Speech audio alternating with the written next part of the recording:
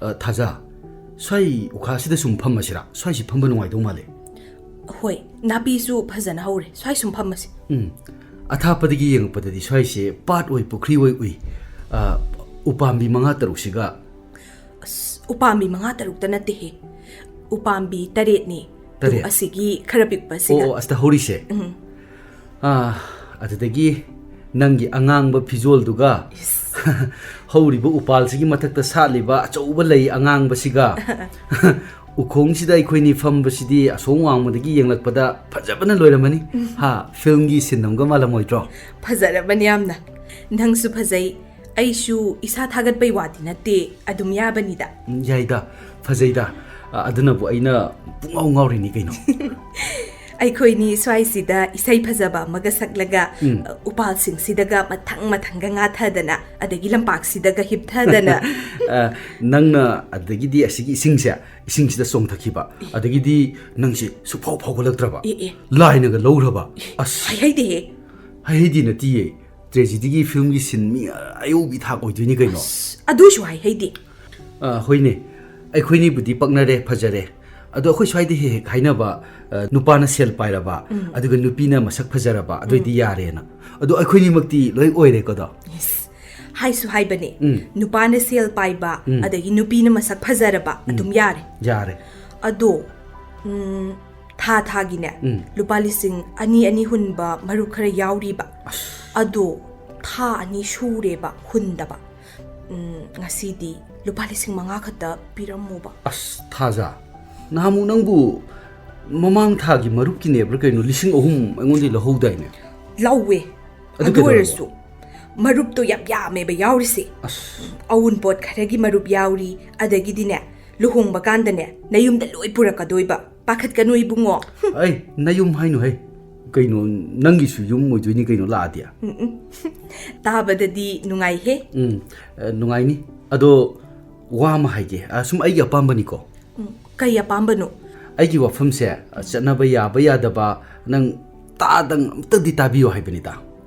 hoini tarage ba nangi wa du ta tage na ne ngarang ahing dagini tumba ya da khai mafam sida la ise hairo na ti kitang changjala kitang adum laptak na dum phamu ke dorke ajuda dum phammo ba ai hairake ba ho ta da ba gine khanga ba yang tok charake yara brase o yare adu kitang henmalle adu demu o hairo yare henman daba nangna awun pot purak pagi khalido ai khoi de purak trasu yani hage to bune ba nati khoi tamul hong badane yengune itei mana loina pure kana gi tv washing machine fridge upu kangdon amata watana pore adagi mu aiga imaga khoi pabunga khoi hung khak leiba duda washing machine su ani lei thaine gi ama adagi anoba ma fridge so ma lei upura sannangai paidna lei nangna upu ani ahan ba khoi da pore na khalo अखोई की हाने की मरोन ma'am अमसु लेरी अखोई मानगा येरा खादा मु हाने की उपुदो थमजनगिबदो नुंगाइतेबा अतै तै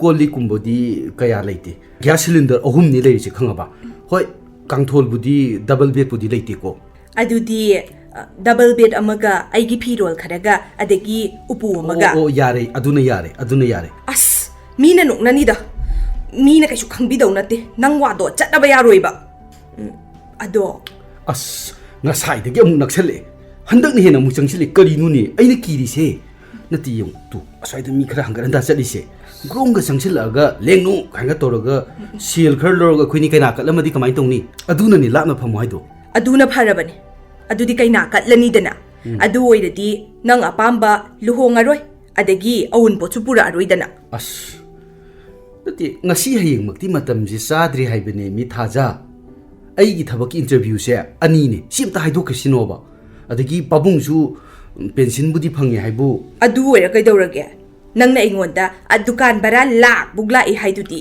ai dukan bara lak padudi usuluba ya de me adudi ta dagi su yauri ima pabung gi su tongan amta leina bana tamina loina makini mina kalakhini haiba wam haige ne wa maga phanyam yame handang namu kaino atai na teda mathang unabadane nangi kuti dom ta pura la keraba I kaidodoi baduna ai khoini yeng dawriraba su yamna nungsinare sida akuthi na pakna de ka hairadi kaina doiraba husi amo natida adugi natida ꯑꯩꯈꯣꯏꯅꯤꯕꯨꯗꯤ ꯆꯍꯤ ꯑꯅꯤꯃꯨꯛ ꯈꯪꯅꯔꯛꯄꯁꯤꯗ ꯑꯗꯨꯝ ꯄꯛꯅꯔꯦꯁꯤ ꯏꯁꯥꯅ ꯂꯣꯏ ꯈꯪꯅꯔꯕ ꯉꯥꯛꯇꯅꯤ ꯑꯗꯣ ꯌꯨꯝꯒꯤ ꯍꯥꯏꯗꯤ ꯌꯨꯝꯕꯥꯟꯕ ꯍꯥꯏꯁꯤꯗꯤ ꯃꯧꯒ ꯃꯅꯦꯝꯒ ꯍꯥꯏꯕ ꯑꯃꯁꯨ ꯂꯩꯅꯤ ꯏꯃꯥꯒꯁꯨ ꯅꯪꯒ ꯑꯃꯨꯛꯇꯪ ꯂꯨꯍꯣꯡꯗ꯭ꯔꯤꯉꯩꯁꯤꯗꯩꯁꯤꯗ ꯀꯨꯊꯤꯗꯨ ꯄꯨꯔꯒ ꯆꯠꯂꯒ ꯑꯃꯨꯛꯇꯪ ꯌꯦꯡꯊꯣꯛꯎꯒꯦꯔꯥ ꯍꯥꯏꯕꯅꯤꯗ ꯑꯗꯨꯗ ꯄꯛꯅꯗꯤ ꯍꯥꯏꯔꯗꯤ ꯑꯗꯨ ꯍꯥꯏꯔꯁꯨ ꯑꯩꯗꯤ ꯄꯨꯛꯆꯦꯜꯗꯤ ꯍꯣꯡꯉꯣꯏꯗ ꯄꯨꯛꯆꯦꯜ ꯍꯣꯡꯕ ꯍꯣꯡꯗꯕꯅ ꯑꯃꯅꯤ ꯂꯩꯃꯤꯟꯅꯕꯅ ꯑꯃ ꯁꯤꯅꯤꯗ ꯑꯩꯅ ꯍꯥꯏꯅꯤꯡꯉꯤꯁꯦ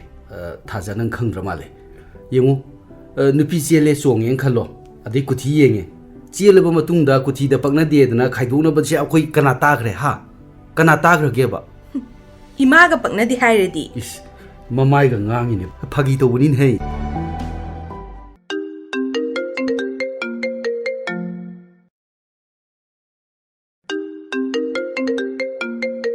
ꯑꯃꯨꯛꯀꯁꯨ ꯑꯃꯨꯛ ꯈꯤꯡꯖꯤꯜꯂꯛꯏꯅꯦ ꯑꯣꯟꯊꯣꯛꯅ ꯑꯅꯝ ꯀꯟꯕꯩ ꯐꯤꯕꯝꯅꯦꯕ ꯍꯣꯏꯗ ꯐꯠꯇꯅ ꯈꯜꯂꯨꯕꯁꯨ ꯌꯥꯄꯣꯠꯇꯦ ꯏꯃꯥꯒꯤꯔ ꯑꯩꯉꯣꯟꯗꯔ ꯀꯩꯅꯣꯝꯃ ꯑꯔꯨꯕ ꯄꯥꯎꯒ ꯇꯝꯅꯤꯡꯕ ꯑꯣꯏꯔꯝꯃꯗꯤ ꯄꯥꯏꯈꯠꯂꯒꯦ ꯍꯜꯂꯣ ꯀꯅꯥ ꯑꯣꯏꯕꯤꯔꯕꯅꯣ ꯊꯥꯖ ꯑꯩꯅꯦ ꯃꯅꯤꯅꯤ ꯅꯪꯒꯤ ꯅꯝꯕꯔꯗꯒꯤ ꯇꯧꯔꯗꯤ ꯄꯥꯏꯔꯛꯑꯔꯣꯏꯅ ꯃꯤꯉꯣꯟꯗꯩ ꯑꯃꯨꯛ ꯇꯧꯔꯛꯏꯔꯣ ꯅꯪꯒꯤ ꯍꯥꯟꯅ ꯂꯋꯥꯏ ꯂꯨꯇꯣꯟꯗꯒꯤ ꯂꯥꯛꯄꯤꯗꯣ ꯇꯧꯔꯛꯀꯅꯨ ꯃꯤꯒꯤ ꯅꯠꯇꯦꯕ ꯑꯩꯒꯤ ꯑꯅꯧꯕ ꯅꯝꯕꯔꯅꯤ ꯍꯥꯟꯅꯒꯤꯗꯣ ꯑꯩ ꯄꯥꯏꯗ꯭ꯔꯦ ꯐꯣꯟ ꯅꯝꯕꯔ ꯑꯅꯧꯕ ꯁꯤꯟꯕꯩ ꯋꯥꯅꯤ ꯄꯨꯟꯁꯤꯒꯤ ꯊꯕꯛ ꯏꯪꯈꯥꯡꯗꯤ ꯀꯩꯁꯨ ꯁꯤꯜꯂꯝꯗꯧ ꯃꯥꯟꯗꯦ ꯅꯠꯇ꯭ꯔꯅꯦ ꯍꯣꯏ ꯍꯣꯡꯗꯦ ꯍꯥꯏꯕ ꯇꯥꯏ ꯏꯃꯥ ꯕꯕꯥꯒꯤ ꯑꯅꯤꯡꯕ ꯑꯄꯥꯝꯕꯁꯨ ꯍꯣꯡꯗꯦ ꯅꯠꯇ꯭ꯔꯥ ꯍꯣꯏ ꯍꯣꯡꯗꯦ ꯍꯥꯏꯕ ꯇꯥꯏ ꯑꯗꯨꯕꯨ ꯑꯩꯒꯤ ꯑꯣꯏꯅꯗꯤ ꯑꯊꯨꯕꯗ ꯑꯍꯣꯡꯕ ꯈꯔ ꯂꯥꯛꯀꯗꯕ ꯃꯥꯜꯂꯦ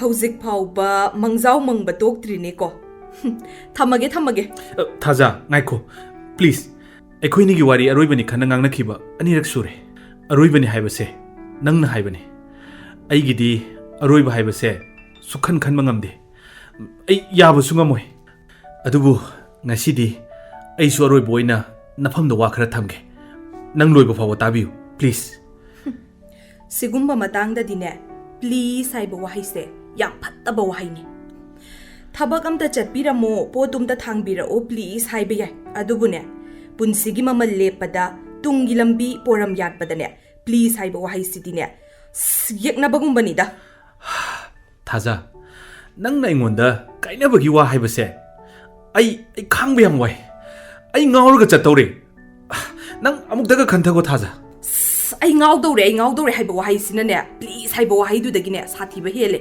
ꯁꯤꯗꯤ ꯊꯝꯈꯣ ꯅꯪꯅ ꯃꯤ ꯈꯨꯗꯤꯡꯒꯤ ꯑꯩꯅ ꯅꯪꯉꯣꯟꯗꯒꯤ ꯁꯦꯜ ꯂꯧꯊꯣꯛꯏ ꯑꯗꯨꯗꯒꯤ ꯈꯨꯗꯣꯞ ꯁꯥꯍꯜꯂꯤ ꯃꯤ ꯈꯨꯗꯤꯡꯒꯤ ꯅꯪꯅꯅꯦ ꯄꯥꯎ ꯀꯣꯏꯇꯝ ꯇꯝꯃꯦ ꯍꯥꯏꯕ ꯋꯥꯁꯦ ꯑꯩꯅꯦ ꯅꯥꯀꯣꯡꯁꯤꯅꯅꯦ ꯇꯥꯕꯁꯤ ꯀꯨꯏꯔꯕꯅꯦ ꯑꯩ ꯊꯥꯖ ꯉꯥꯏꯈꯣ ꯇꯞꯊꯈꯣ ꯃꯗꯨꯒꯤ ꯋꯥꯗꯣ ꯑꯩ ꯁꯦꯡꯗꯣꯛꯀꯦ ꯅꯣꯡꯃ ꯏꯕꯣꯌꯥꯏꯃꯅ ꯍꯪꯂꯛꯄꯅꯤ ꯑꯩꯗꯤ ꯀꯔꯤꯁꯨ ꯈꯜꯂꯨꯗꯅ ꯏꯆꯝ ꯆꯝꯅ ꯍꯥꯏꯔꯨꯕꯅꯤ ꯅꯪꯅ ꯅꯨꯡꯉꯥꯏꯇ꯭ꯔꯕꯅꯤ나 ꯃꯗꯣ ꯑꯩ ꯃꯇꯨꯡꯗ ꯑꯃꯨꯛ ꯍꯟꯅ ꯍꯥꯏꯔꯔꯣꯏ ꯈꯪꯉꯦ ꯌꯥꯔꯦ ꯃꯤ ꯑꯃꯗꯅꯦ ꯑꯃꯨꯛ ꯉꯥꯡꯈꯤꯕ ꯃꯤ ꯑꯃꯅ ꯇꯥꯈꯤꯕ ꯑꯁꯦ ꯌꯥꯝ ꯂꯨꯕꯅꯤ ꯑꯗꯨꯃꯥꯏꯅ ꯑꯣꯔꯩ ꯄꯥꯂꯩ ꯇꯧꯗꯅꯅꯦ ꯃꯦꯟꯈꯠꯄ ꯆꯨꯝꯊꯣꯛꯄꯁꯦ ꯀꯩꯁꯨꯝ ꯑꯣꯏꯔꯔꯣꯏ ꯊꯥꯖ ꯅꯪ ꯊꯥꯛ ꯌꯥꯝ ꯌꯥꯎꯗꯕ ꯆꯥꯎꯈꯠꯇꯕ ꯃꯤꯅꯤ ꯊꯥꯖ ꯅꯪꯒ ꯀꯥꯏꯅꯕꯁꯦ ꯌꯥꯝ ꯐꯩ ꯑꯗꯨꯒꯅꯦ ꯅꯪꯉꯣꯟꯗꯒꯤ ꯑꯩꯅ ꯂꯧꯕ ꯍꯥꯏꯗꯣ ꯑꯗꯨꯁꯨꯅꯦ ꯑꯩꯅ ꯂꯧꯕ ꯅꯠꯇꯤꯌꯦ ꯅꯪꯅ ꯄꯤꯔꯛꯄ ꯅꯁꯥꯅ ꯄꯤꯖꯔꯛꯈꯤꯕ ꯄꯤꯔꯛꯏꯗꯨꯅꯅꯦ ꯁꯨꯞꯅꯇꯒꯤ ꯁꯅꯥ ꯈꯨꯗꯣꯞ ꯑꯃ ꯂꯨꯄꯥ 2,000ꯔ 3,000ꯔ ꯑꯃ ꯑꯗꯨꯁꯨꯅꯦ ꯑꯩ ꯑꯃꯠꯇ ꯀꯥꯎꯗꯦꯀꯣ ꯂꯣꯏ ꯏꯁꯤꯟꯗꯅ ꯊꯝꯃꯤ ꯑꯩ ꯂꯨꯍꯣꯡꯗ꯭ꯔꯤꯉꯩꯗꯅꯦ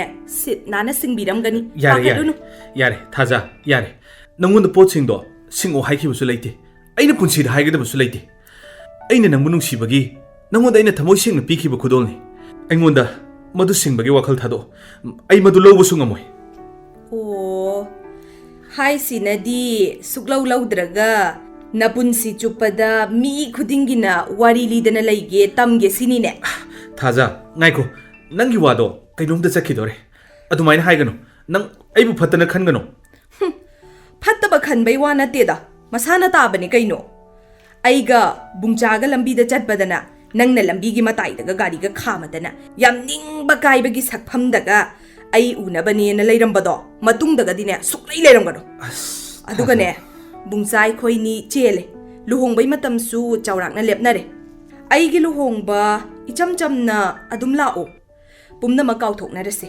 ꯍꯣꯏ ꯑꯩꯒꯤ ꯂꯨꯍꯣꯡꯕ ꯅꯪꯅ ꯂꯥꯛꯄ ꯂꯥꯛꯇꯕ ꯌꯥꯎꯗꯕ ꯑꯩꯉꯣꯟꯗ ꯀꯩꯁꯨꯕꯨꯗꯤ ꯊꯣꯏꯗꯣꯛꯇꯦꯗ ꯑꯗꯨꯕꯨ Nangi maongna aina nangi thak lepke ko.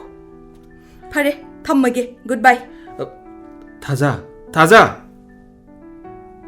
oh thamkhre phare Nangi mani adudi kamdore. Kaino kamdau nagrebo. Aidi pau phongnaribra haibinida. Phongnaribra phongnadrabra haiba. Kaidawai phongna doino. Aigidi korau leizari. Nangna inakta langtrik langnangandana leirasida. Aina amuk kadom da hairu doino ba. Aidi numit lainidana. Numit on sandana leirasibo. Nangna aigi korau. Numilay oiradi aingondighi henba sakchuga khara phajaba senga paiba amamuk thengnaradi nang mai lekhidorine ha. Numit lay hairse numit kidamakni. Numit na layba mai kaidanya. Korong korong tanadana dom onjandana laydoiba. Hoi hoi yare yare. Ado aise nangi korong ne haramnina korong nataba korong ngamba natraga korong nganba kouba maga amuk laadi nang namai lekhidra leirodro. La aroi suklag la aroi la asune. Aidi pukning hongzararoi dabado. Male. Ado ngaikone nang mani dagi sel kyam thengoraba. Ha. Mi leijidabani pakhangdo. Pakhang lairabani. Nati kayano ayo ai pige ba handok pigo ba mai pesado. Nang na lawru ba leiradi. Halloida. Pakhang leisabi oibagi thengnabani kaino. Masu aingonda masana pining na piramba. Lairu rasune mabukti phabani. Masaksu phajaida. Tawadabu nupi khara mana phajaba haitarene. Coffee du ingani. Hoi, magi waga sune toki sidamta. Kaigino. Nungairaktrabo. Ningamlakrabo. Adugumbai wadine aingonda ka kem leiteko. Era khara di marakta ningsingu kaino ne. Adubudi aikoina thaina angang oiringai like tamba harau kumbai ka matamdo adudi adum khara ningsingnaiba simangaida aduda hekta yamna hakchilu baiwa natteba aduga ne madi nang thingnaba tha taruk bok hairakpadane adum kaina khrabane adudagi pau phaunadre marakta lambi lamkhangdadine khara adum ui adu madi hojikse kana koire haina tage as khangdeda tadi kemta Thaza hayo nangonda oina haidrasu masak phajabi nupi nakhoigumbase nangonda direct haibabudi nateko adusu nakhoigumba masak phajaba nupi singse khara haisingo haidi phajabase sukmang mangoidabani hek haisingbada yum paluraga angang ani hum leira phawba lobige sembige haiba nupa masak thokpa dum lakadoine nasak phajabani na aduga phajaba nupidi yum ahumlak pala phawba lobinaba nupaga si watpi baja nateda adubudine akhoi ini amasu laiyeba mado mayum marirak paleba adu angang demta yautaba nani lawdana ne amu kaino na ngai duba kaisu nateda adubudi nangna ai sukhai khai na bidrabu kamaina yum pandoino ba kanana mu lobidoino ba ise hoi si wari sing hakta ngamuk thamaga ngaikone phana kuire phami se kai chaki sigia kai chaninge charoida yare sel oina khitang piramu Thaza ai lambana yadre ai kainomta sagi ge ko nang ju khana sagi ji kaino ngai khone nangna so aingonda wa ma haige haire dana ado aina so ma haitaba hayune kanagumba nupa manane sales ya pairaba lak ase hekta kharsa tawba ngamba lakta nate crore bu hairasini khatarone crore hairaseba ado crore tingba ngammadine nupa du wang daba phut manga yaudresune khongna ma yauda sanoba dum khange Darwin theory mi se yong de olakpane haido ma ubada chumbai ta manba haidi nupa du yong phajana manba natro hoiba mi shupi aba adagi hana nupi ani sulai hairaba adu oirasune ahum suba nupi do adum lakani laiba kadom no sigi wari si kadom dagi howdoktana mung sanarubano khangdrene tawrisi kaino nangna ai phajai adagidi anupi se phajaradi kai yam haigidai ne ngonang chumme haiba adu chummadi nangna adu aingonda hairabani na aisu kaidobai hairino adagi nang sibu yam ngan naga sidau leibraba Natraga ay khainadoiraba. Adui wadom tahan sengtoro. Thaja. Hek sengdoktriga ay di haisini ko ay di yum sukan haloy haisini ngasi. Mi tani hebni Thaja. Asano. Atu pasu phammi heba. Se kanade Guwahati dara Shillong dara namit mari mangani koiru se hebro. Nanga koi minabado. Koi minaningeba. Adu imada kai haira chattoino do. Adu amta khalakige.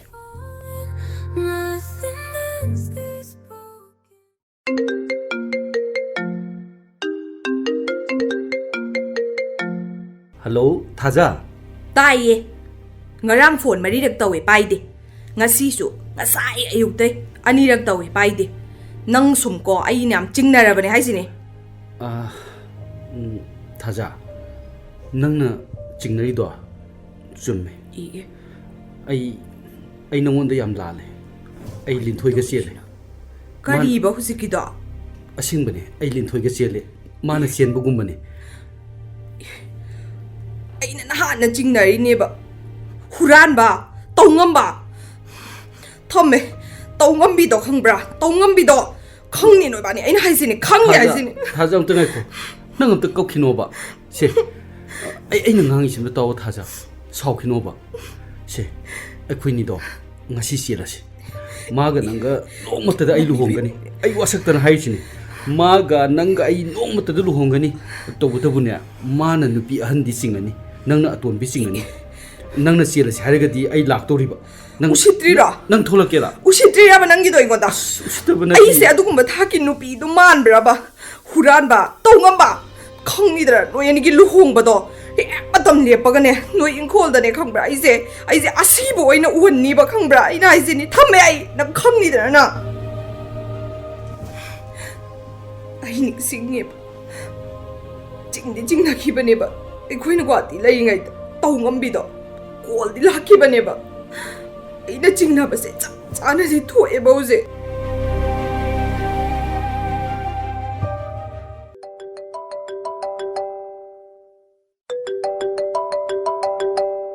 Hello, Thaja. Kari leire? Kaishu laite. Adu sum punsigi khwaidagi aruba khongpham amagi khongdapham thirakpa. Nang haribado. Ai lawsinbadi khara wai. Atai lairi aigi paw matarabro. Tade kai paw leirage. Tadrabadi hairaroi. Ado nangna phone torokpabu kari leirage. Nangna hainingbado chingnadana hayo. Bungchado yam phattaba nupa oiramme. Mana aibu thamlamaga aingonda minamlaga atopa nupi ama ngarang chele hai. Mayam patte aiga nanga kaina hanbasu manani. Dagi cheliba nupi se koi haibaga su khangande. Yam phatta lawsing haibane. Aduga su mana aingonda handaki la iba phairelamta da chenbagi luhongbagi matam su tharamiba. Aina mabu thazadana mana hairi kai. Thaja, nangna khitang haibada ai loina bhab tare. Athai lairi mana cheliba nupidudi kari lamdagini haige. Moya do aidai ni nupi do disi daga thabak tawe. Mangondai su kharan male. Nupi mayumgi ahansinga su yanare. Macha do chauna luhongni ka hai. Oh, adudi nang dimaga unadrabra. Unade phone da wa khara ngangnare. Adigi managa sorry. Ai lankre saura no gai daga su hairi. Adu hairei du fawbadi phaida. Kai phadoino. Aina khallise luhongba numiti ayuk tu dane kaina do memda chatlaga ne kunto da patra thadat kisine kangbra ina khallise ahan bai lai paring do kai re dide aphaba oi roi dana aduga bungcha haiba nupa huran bai le chat pa nupa do luhong phan pham ingai dane khangbra makhajai do dane thajat do ni chat law na yare mado nangi apamani maduda aina insinba natraga khambagi wafam ai amata leiro wari tension boina nangna ingonda phone torokpadubu kari leibage madugi maramdo madu hayo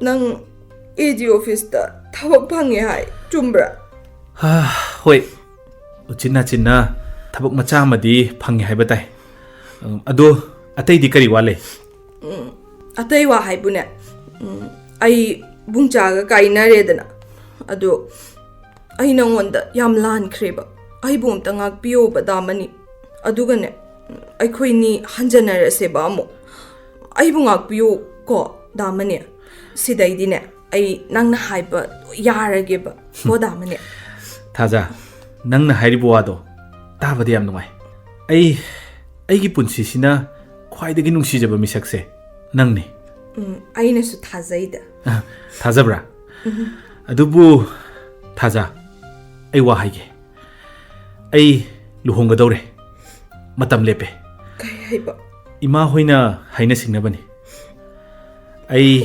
ꯃꯇꯥꯡꯁꯤꯗ ꯅꯪꯒꯤ ꯋꯥ ꯉꯥꯛꯄ ꯉꯝꯂꯣꯏꯗꯧꯔꯤ ꯑꯩꯕꯨ ꯋꯥꯔꯧꯒꯅꯨ ꯊꯝꯃꯒꯦ ꯊꯝꯃꯦꯀꯣ ꯉꯥꯏꯈꯣ ꯗꯥꯃꯅꯤ ꯊꯝꯒ꯭ꯔꯦ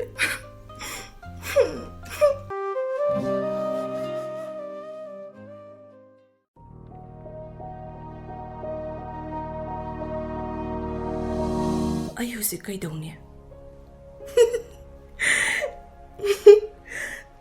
ꯑꯩꯒ ꯅꯨꯡꯁꯤꯅꯔꯝꯕ ꯑꯩꯅꯁꯨ ꯃꯥꯅ ꯃꯔꯣꯏꯔꯦ ꯀꯥꯏꯅ ꯈꯟꯖꯕ ꯑꯗꯩ ꯃꯣꯏꯅꯁꯨ ꯑꯩꯅ ꯃꯔꯣꯏꯔꯦ ꯀꯥꯏꯅ ꯈꯟꯖꯕ ꯑꯊꯨꯕꯗ ꯂꯨꯍꯣꯡꯗꯧꯔꯦꯅꯦ ꯅꯪ ꯍꯧꯔꯔꯣꯏ ꯃꯇꯥꯒꯨꯝ ꯑꯩ ꯍꯧꯖꯤꯛ ꯀꯩꯗꯧꯅꯤ ꯀꯅꯥꯅꯣꯝꯇ ꯍꯥꯏꯕꯤꯔꯛꯑꯣ ꯀꯅꯥꯅꯣꯝꯇ ꯍꯥꯏꯔꯛꯑꯣ ꯑꯩ ꯍꯧꯖꯤꯛ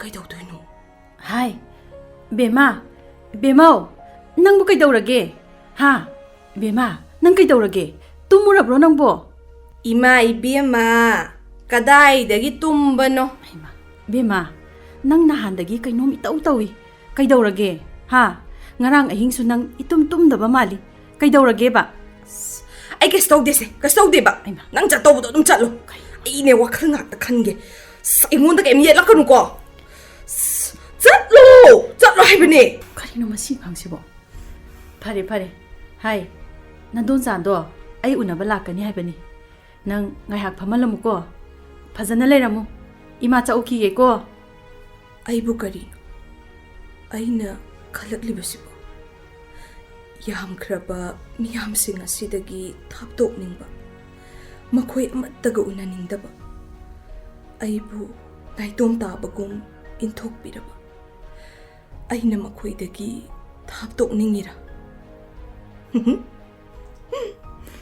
ꯄꯨꯡꯁꯥꯅ ꯑꯩꯕꯨꯗꯤ ꯏꯟꯊꯣꯛꯄꯤꯔꯛꯄꯅꯤ ꯑꯗꯨꯒ ꯃꯅꯤꯗꯤ ꯂꯥꯟꯗꯦ ꯑꯩꯅ ꯃꯥꯕꯨ ꯏꯟꯊꯣꯛꯂꯝꯕꯅꯤ ꯑꯗꯨꯒ ꯑꯃꯨꯛ ꯅꯛꯁꯤꯜꯂꯁꯤ ꯍꯥꯏꯕꯗ ꯃꯥꯅ ꯁꯥꯎꯗꯅ ꯏꯟꯊꯣꯔꯛꯄ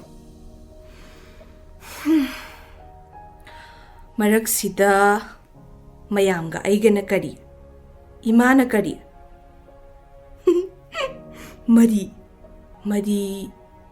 ꯃꯔꯤꯒꯤ ꯋꯥꯍꯟꯊꯣꯛꯁꯤ ꯈꯔ ꯌꯥꯝꯕ ꯃꯥꯜꯂꯤ relation one after another amana uri wari mari creeper aduga amana numbering mari hairaga numbering nattaba heroine number 4 mayai kaba mi manghanba mari zaba mari kapa heroine hairdi Lila gi character heroine natrane ai to khawrage da sidi loi bagamta naidre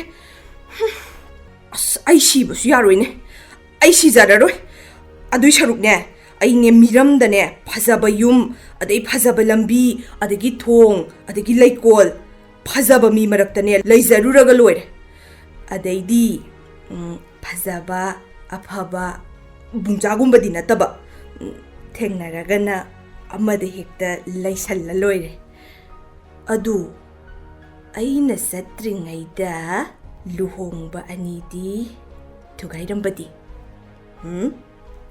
बुंसागिदि थुगाइगदबनि अदुगा मनिगिदि यादे अइना लानखिबनिना करिनो अइगी इसा अमतंग पोक्चबसिना तौरिबा मौंगसिबो mamit manasu amuk tarang na yeng. Amuk su kapi, amuk su nok. Murum pangsoon na susoli. Kari hayi no su kamde. Ichase kok bera hay baduni. Icha na ba yade. Hayeng mak ay kok ki doctor da puta ba yaroy. Bema, icha thoibi. Ima ibema, nungsibi. Se, chak se, sari ngai se cha thora si lao. Lao. Ngai ko, chak kap ta lai. Ima, ai kinom ta haigi. Hayu ne, kaino ne. Nahamuk ne. Akhoi imanabi ibe chawbi do. Adu mai shibai usop ta ne. Moi mana ne akhoi de ne. Haigi bo ama leiba. Kari hariba. Moi mana hai ne. Ibema, nakhoi phazana hauna yam sabiyu ko nakhoi na sabado adudane nakhoigi ita ibema aigi isagi pukta taga dauri bani hai adu tabra ba ima tabra ba adu khangde kaidorage ba khangdi ye mama oira khangdi ye sibo ai ja tangde kanano bizo ai pukta tana ba se hoi adu sune khanasi adugane nangi chaning thakning ba poktriba tumbaga yadrido hayeng dine yengoi imaga ne doctor afab amagi manakta ne aiga chasiko doctor masak phajabro ima hoi phajayeba nupara ba mane chasiko samuksu ikaine ima ai khangi gemta adu chacheba ho phare khalo ado chatabadi yaroi ko ima isa da leiraga nangna domaina leiradi ima di kamdawni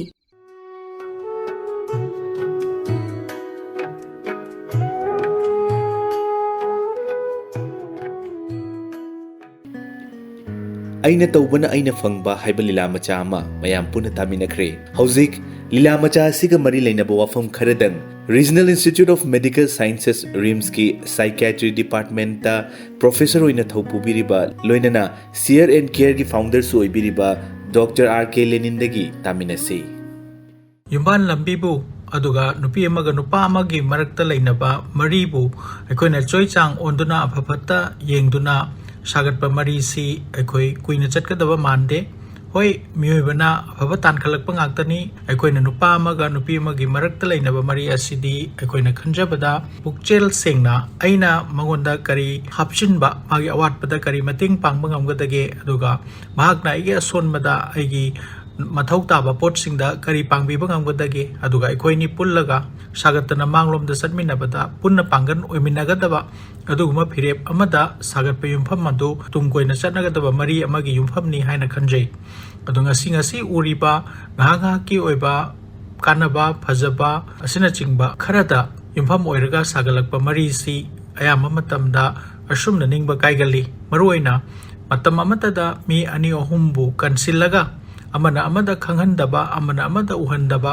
adubu asengba taibang pandadi pikraba lamdam sidadi khanganu uganu taganu haibadi yadabanina amanasu inthorakpa matamda ai kanada changjagani haiba wapam masisu aikoina he kauthokpagum tawi thajaba leitam famda nungsibasi soidana maki watkani nungsirimlabasu madudagi wakhal soidana hongakani nungsibaga thajabaga amadi ikai kumnabaga ahumasi punna chalaba kandada nungsibagi asengba masak adu lakadobani aduna aikoina hathu agi punsigi khongburoi oigadaba mi ama khanba thibagi mahutta ai isana isagi khongda lepchaba ngama matamda aigi awatpa magi afaba aigi afaba punna share tominaduna amana magi mating pangminarge haiba wakhalasi laklaba matamda da aigi tungi khongburoi si khanbada matik chaba matam oigani amadi asumna khanba khongburoi si matam sangna chatpa punsigi khongburoi oigani haina thajajai